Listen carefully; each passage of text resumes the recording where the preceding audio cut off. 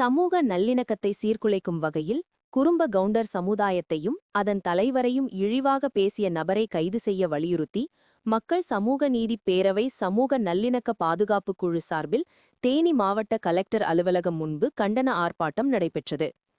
குறும்ப counter சமுதாயத்தை பற்றியும் அதன் தலைவர் கிருஷ்ணசாமி குறித்தும் கோவையைச் சேர்ந்த பரமசிவம் என்ற நபர் இழிவாக பேசி சமுதாய தலைவருக்கு கொலை மிரட்டல் விடுக்கும் வகையில் வாட்ஸ்ஆப் பதிவு மூலம் ஆடியோ ஒன்றை வெளியிட்டுள்ளதாக கூறப்படுகிறது.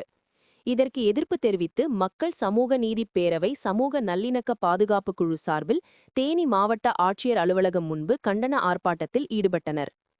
பொது அமைதியை சீர்குலைக்கும் வகையில் குறும்ப கவுண்டர் சமுதாய மக்களிடையே கொந்தளிப்பை ஏற்படுத்தியுள்ளது. இதனால் சட்ட ஒழுங்கு பாதிப்பு ஏற்படும் என்றும் குறும்ப கவுண்டர் சமுதாயத்தையும் அதன் தலைவரையும் மிரட்டி ஆடியோ பதிவை வெளியிட்ட கோவையைச் சேர்ந்த நபரை போலீசார் உடனடியாக கைது செய்ய வேண்டும் என வலியுறுத்தி கோஷங்களை எழுப்பி சுமார் 100க்கும் மேற்பட்டோர் கண்டன ஆர்ப்பாட்டத்தில் ஈடுபட்டனர். மக்கள் சமூக நீதி பேரவை சமூக நல்லிணக்க பாதுகாப்பு குழு சார்பாக இன்று தேனி மாவட்ட ஆட்சியர் முன்பு ஆர்ப்பாட்டத்தை நிகழ்த்தியிருக்கின்றோம். இந்த கண்டன ஆர்ப்பாட்டமானது கோவையைச் சேர்ந்த பரமசிவம் என்பவர்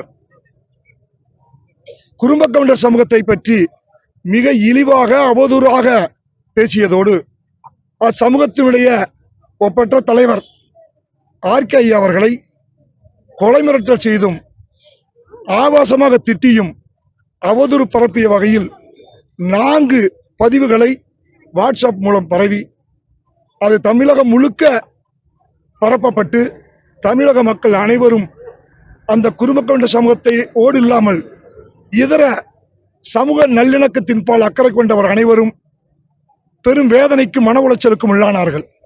இந்நிலையில் அந்த சமூக விரோதியின் மீது நடவடிக்கை எடுக்க வேண்டும் என்பதற்காக அவன் பேசிய அந்த 4 பதிவுகளை பென்டிரைவில் பதிவு செய்து அங்கு 10 மாவட்டங்களில் உள்ள மாவட்ட காவல்துறை கண்காணிப்பாளருக்கு புகார் கொடுக்கப்பட்டது.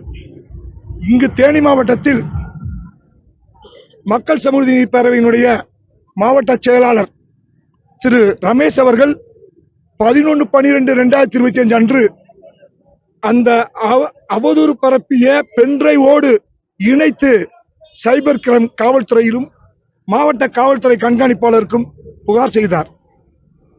நடவடிக்கை எடுக்கவில்லை என்பது ஒரு புறம் இருக்க, கொடுக்கப்பட்ட புகாரு கூட சிஎஸ்ஆர் கூட கொடுக்கவில்லை என்பது மிக மிக வேதனைக்குரிய வெட்கக்கடான விஷயம். சட்டத்தை பாதுகாக்கக்கூடிய ஒரு காவல்துறை குறைந்தபட்சம் ஒரு தனிநபர்களுக்கு கொடுக்கக்கூடிய அந்த அக்கறையினை கூட ஒரு 50 லட்சம் சமூக மக்கள் உள்ள ஒரு குறும்ப கவுண்டர் சமூகத்தை இழிவுபடுத்திய நபரினை மீது முதல் தவறிக்கை பதிவு செய்யவில்லை. இந்த செயலானது ஒட்டுமொத்த சமூகத்தையும் மிக வேதனையையும் மன உளைச்சலையும் கொடுத்துள்ளது. உண்மையான கோரிக்கை, சட்டப்படியான கோரிக்கை, இந்த கோரிக்கையினை கூட நிறைவேற்ற முடியவில்லை என்றால் அந்த சமூக விரோதியின் பின்னால் நின்ற யாரோ ஒருத்தர் தமிழக முதல்வருக்கு இந்த செய்தியினை, இந்த தகவலினை போய் சேராமல் தடுக்கிறார்களோ என்று நாங்கள் நம்புகிறோம்.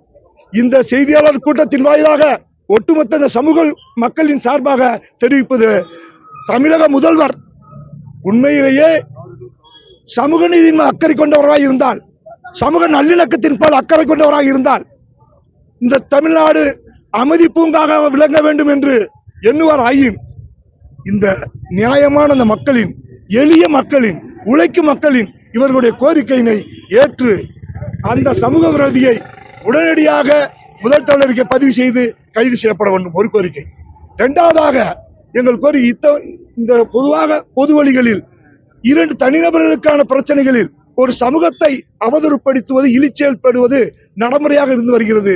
இத்தகைய செயலானது இந்த அமைதியான சமூகத்திற்கு, நல்லிணக்கத்திற்கு கேடு விளைவித்துவிடும், பாதுகாப்புக்கு குந்தகம் விளைவித்துவிடும் என்பதால் பொது வழியில் ஒரு சமூகத்தை இழிவுபடுத்துபவன் எவனாய் இருந்தாலும் அவனின் மீது கடுமையான தண்டனை வழங்கும் வகையில் ஒரு சிறப்பு சட்டத்தை இயற்றப்பட வேண்டும் என்ற 2வது கோரிக்கையினை நாங்கள் வைத்து தொடர்ந்து போராட்டம் நடத்தி வருகின்றோம்.